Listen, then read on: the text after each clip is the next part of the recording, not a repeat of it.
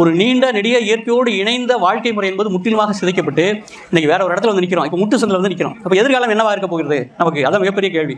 இன்னைக்கு பார்த்தீங்கன்னா படித்து விட்டு வேலையில் இந்தியாவில் மிகப்பெரிய சிக்கல் என்ன அப்படின்னு இன்னைக்கு தேர்தல் ஆய்வுகள் செய்யக்கூடிய அறிஞர்கள் என்ன சொல்கிறாங்க அப்படின்னா, வேலை வாய்ப்பு தான் பிரதான சிக்கல் அப்படின்னு பல பேர் சொல்கிறாங்க. யோகேந்திர யாதவ் போன்ற அடிப்படையான மக்களை நேசிக்கக்கூடிய அறிஞர்கள் சொல்கிறாங்க. ஆனால் நம்ம பாகிஸ்தான் எப்படி சண்டை போடுறது பேசியிருக்கோம், அது வேறு. ஆனால் அடிப்படையில் என்ன அப்படின்னா, இங்கே வேலையின்மை அதிகரிச்சிருக்கு. எவ்வளவு? 11 விழுக்காடுக்கு மேலே போயிருக்குங்கிறாங்க. அப்படின்னா இன்னும் படிச்சுட்டு வந்துகிட்டே இருக்காங்க.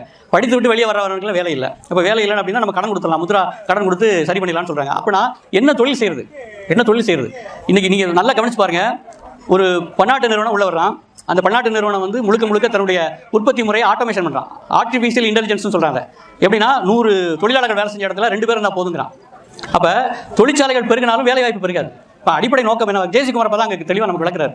ஒரு நாட்டில் எது அதிகமாக இருக்குது அதை வைத்து நீ திட்டமிடு அப்படின்னு சொல்றாரு. இந்தியா போன்ற நாடுகளில் மக்கள் தொகை அதிகமாக இருக்குது. அப்போ எதை அதிகப்படுத்தணும்? லேபர் ஃபோர்ஸ் அதிகப்படுத்தணும். அதாவது முதலீடை குறைச்சி தொழிலாளர்கள் அதிகமாக செய்யக்கூடிய வேலைகளை கொடுத்தா தான் வெல்த் இன்க்ரீஸ் ஆகும்.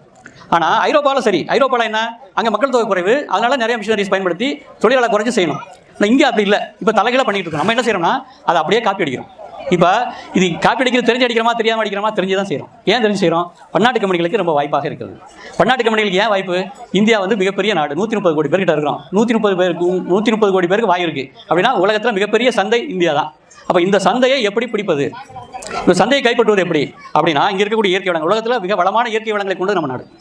நீங்கள் ஒரிசாலாம் போய் பார்த்தீங்கன்னா 3000 மில்லிமீட்டர் மழை கிடைக்குது. அந்த பழங்குடி மக்கள் பற்றியில் பார்த்தீங்கன்னா போனீங்கன்னா அவ்வளவு அற்புதமான இடம். லோலாண்டு நம்ம சொல்லுமே, அரிசி நெல் விளைச்சலில் அவ்வளவு வகைகள் மட்டும் இருக்குது. அவ்வளவு கிட்டத்தட்ட ஒரு 4 லட்சம் வகையான நெல் வகைகளை வச்சு தான் சொல்கிறாங்க. இப்போ 40,000 கிட்ட ஒருத்தர் பண்ணியிருக்கேங்கிறாரு. ரிச்சாரியான்னு ஒருத்தர் இருந்தார், சாமிநாதனுக்கு முன்னாடி இருந்தவர். அவர் வந்து அந்த ரிச்சாரியா வந்து கட்டக்கில் ஒரு ஆராய்ச்சி நிலையத்தில் தலைவராக இருந்தார்.